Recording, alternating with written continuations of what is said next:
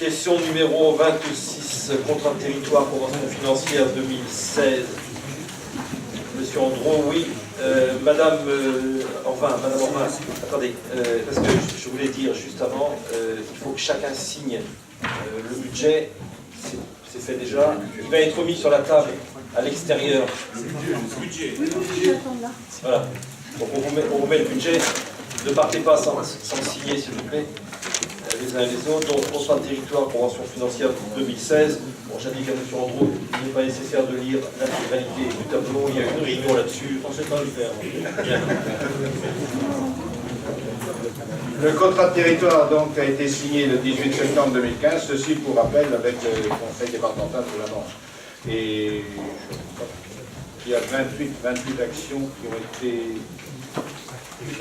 ont été actées.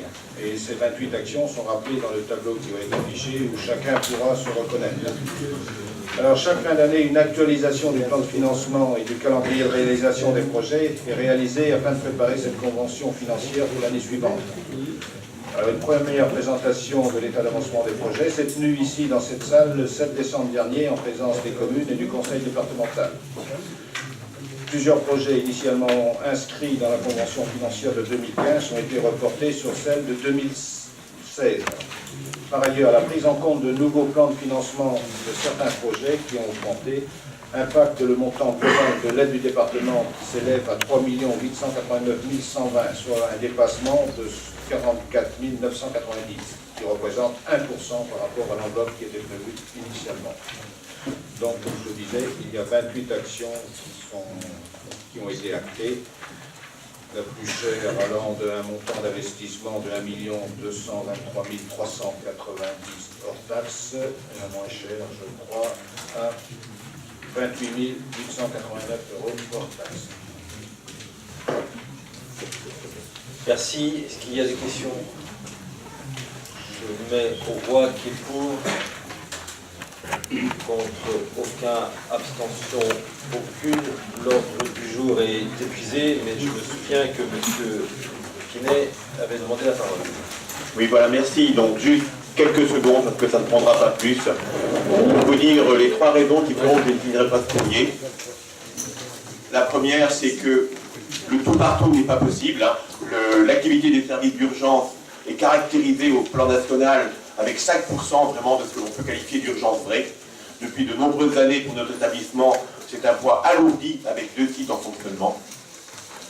Deuxième raison, 250 personnes qui représentent 30 000 habitants, ça me paraît, du point de vue des citoyens, suffisamment, je dirais, éclairant sur leur position vis-à-vis de cet établissement. Si l'on rajoute à cela, puisque quand je dis 30 000 habitants, c'est le bassin Granville-Kérémer, je rajoute les 45 000 habitants d'Avranches-Mont-Saint-Michel, qui eux, pour le coup, je dirais, ne sont pas dans cette logique-là. Et la troisième raison, c'est que l'offre de santé hospitalière doit vraiment s'acter sur l'axe Avranches, Pontorson, Granville bien sûr, mais avec aussi, sur le plan du Sud-Manche, du Sud-Normand, Vire. Juste un dernier commentaire, j'ai mentionné Pontorson, notamment sur le volet de la psychiatrie, où on sait que sur les mois qui ont passé, voire les années, ces services qui se sont vus affaiblis, il y a une urgence à redévelopper cette activité-là pour que les humains ne soient pas seulement dans une structure judiciaire propre à ce qui a pu être des phénomènes de violence récemment éprouvés par la France. Merci. Merci. On va ouvrir un débat, chacun, mais c'est bien que M. Pinet nous donne son point de vue.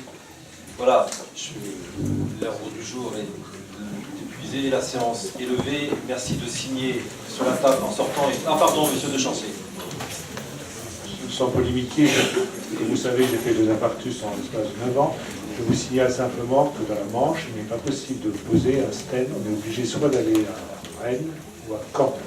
À Cherbourg, Saint-Lô, c'est strictement là. C'est uniquement de l'information. Merci. Et bonne fête de fin d'année à toutes et à tous.